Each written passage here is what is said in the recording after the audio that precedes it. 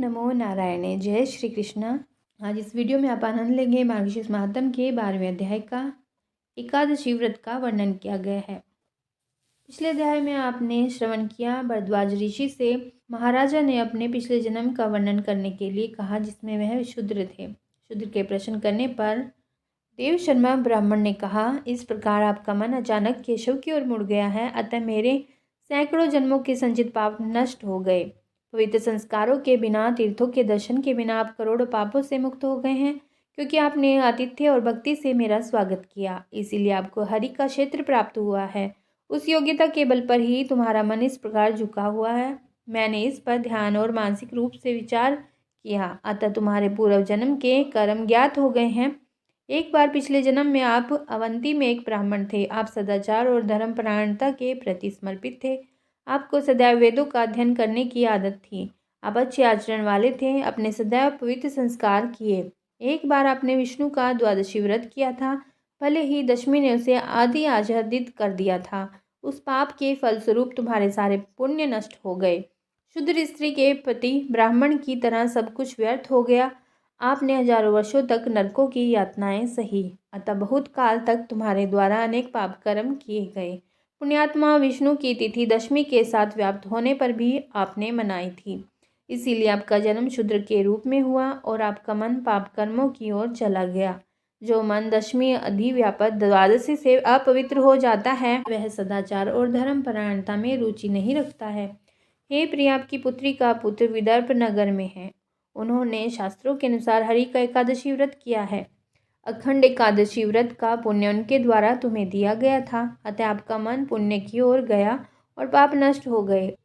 उस पुण्य की शक्ति के साथ साथ एकादशी व्रत की शक्ति से यम ने अतिव्यापी दशमी के पाप को माफ कर दिया था। 10,000 जन्मों के दौरान किए गए सभी पाप और इस जन्म के पाप अब स्वयं यम ने मिटा दिए हैं। जब वे दोनों इस प्रकार बातचीत कर रहे थे, तब विश्वक्सेन वहां आए। हे जाति में सबसे छोटे, आपका स्वागत है। मैं जनार्दन तुमसे प्रसन्न हूँ। ब्राह्मण के प्रति आपके आतिथ्य के परिणाम स्वरूप आपका पाप नष्ट हो गया। हे शूद्र, एकादशी व्रत के परिणाम स्वरूप दूसरे द्वारा अर्पित किए गए पुण्य से दशमी के अतिव्यापी होने के कारण आपका पाप नष्ट हो गया है। व्रत करने के बाद आपके पोते ने आपको इसका पुण्य अर्पित किया, इसलिए आपको छुटकारा मिल गया है। हे अत्यंत भाग्यशाली, अपनी पत्नी सहित इस गरुड़ पर चढ़ो। इस प्रकार कहने के बाद आपको रथ पर बिठाया गया। वहां से आप अपने शूद्रत्व के कारण स्वर्ग गए। हे श्रेष्ठ राजा, देव शर्मा ब्राह्मण महान तीर्थ प्रयाग गए। इस प्रकार जो कुछ आपने पूछा था वह सब आपको बता दिया गया है। अखंड एकादशी के पुण्य के साथ साथ आतिथ्य सत्कार के फलस्वरूप तुम्हें यह पत्नी विष्णु भक्ति से युक्त तथा राज्य प्राप्त हुआ, जिसमें सभी शत्रु मारे गए हैं। राजा ने कहा, हे ब्राह्मण, विष्णु को प्रसन्न करने के लिए मुझे अखंड एकादशी की विधि सिखाएं। यह आपका कर्तव्य है कि आप मुझे अपना अनुग्रह प्रदान करें। ऋषि ने कहा, हे राजाओं में व्याघ्र, एकादशी की उत्तम विधि सुनो। यह बात पहले भगवान विष्णु ने नारद को सुनाई थी, वह मैं तुम्हें सुनाऊंगा। मैं उस शानदार उद्यापन संस्कार का वर्णन करूंगा। इस उत्तम व्रत अखंड एकादशी व्रत को मार्गशीर्ष और अन्य महीनों में द्वादशी के दिन हे मनुष्य में श्रेष्ठ किया जाना चाहिए। दशमी के दिन उसे नक्त भोजन करना चाहिए। उस एकादशी के दिन उपवास करना चाहिए। द्वादशी के दिन उसे एक समय भोजन करना चाहिए। इसे अखंड कहा जाता है। नक्टा शब्द से हमारा तात्पर्य दिन के 8वें भाग से है। जब सूर्य अत्यंत मंद हो जाता है तो भोजन तभी किया जाता है, रात्रि में नहीं। जो विष्णु का भक्त है उसे दशमी के दिन निम्नलिखित 10 से बचना चाहिए।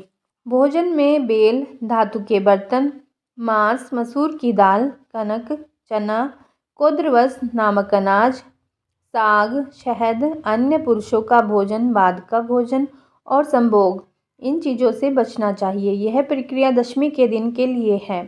एकादशी का व्रत सुने। विष्णु के भक्त को एकादशी के दिन 10 से बचना चाहिए। बार बार पानी पीना, हिंसा, अशुद्ध आदतें, असत्य, पान के पत्ते चबाना, दांत साफ करने के लिए टहनियाँ, दिन में सोना और संभोग करना, पासा का खेल खेलना, सोना रात्रि के समय तथा गिरे हुए व्यक्तियों से बातचीत, वह इस मंत्र को दोहराएगा। हे केशव, आज मैं अपनी पत्नी से आनंद नहीं लूँगा। मैं आज भोजन नहीं करूँगा। हे देवराज, आपकी प्रसन्नता के लिए मैं दिन रात संयम बनाए रखूंगा। इंद्रियों के सो जाने से दुख और क्लेश होता है। भोजन और संभोग पर भी संयम करूंगा। भोजन के कण दांतों के बीच की जगह में चिपक सकते हैं। क्षमा करें हे पुरुषोत्तम, आज मैं यह संकल्प लेता हूँ।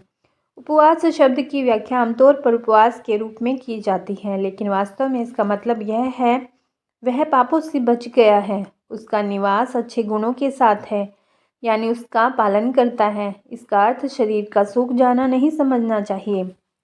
विष्णु के भक्त को द्वादशी के दिन पहले बताई गई 10 चीज़ों के साथ साथ पारण और मधु से भी बचना चाहिए।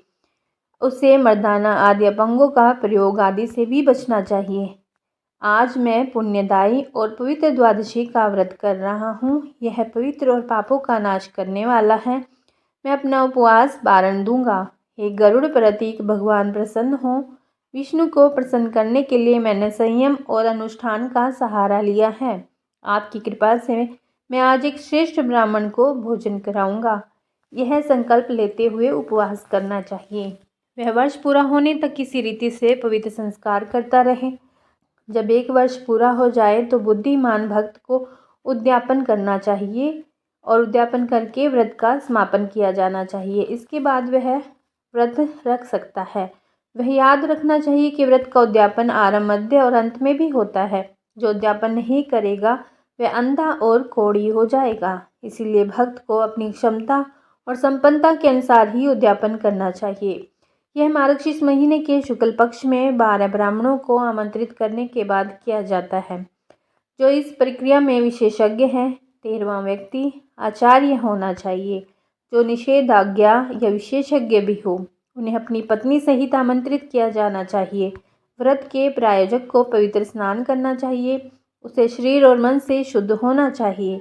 उसमें विश्वास होना चाहिए। उसे अपनी इंद्रियों पर विजय प्राप्त करनी चाहिए थी। उनके पैर धोकर उनके अर्घ्य वस्त्र आदि देकर आचार्य और अन्य लोगों का विधिवत सम्मान करना चाहिए।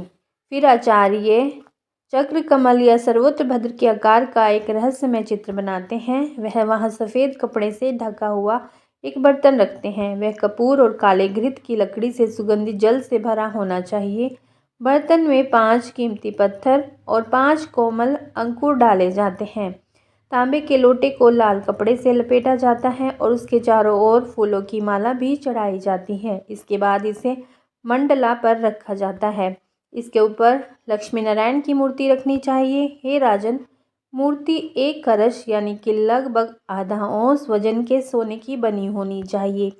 इसमें वाहन और हथियार होने चाहिए। ऊंचाई 4 अंगुल होनी चाहिए या फिर इसे अपनी क्षमता के अनुसार बनाया जा सकता है।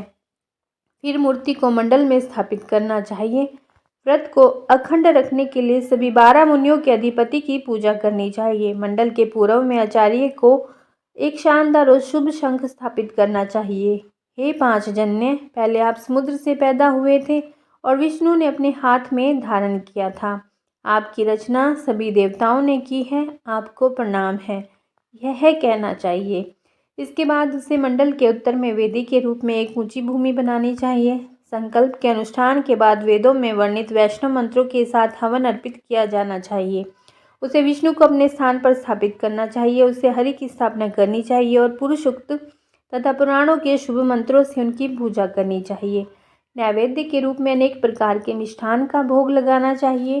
धूप और दीप और अन्य प्रसाद अर्पित करने के बाद उसे नीराजन का संस्कार करना चाहिए।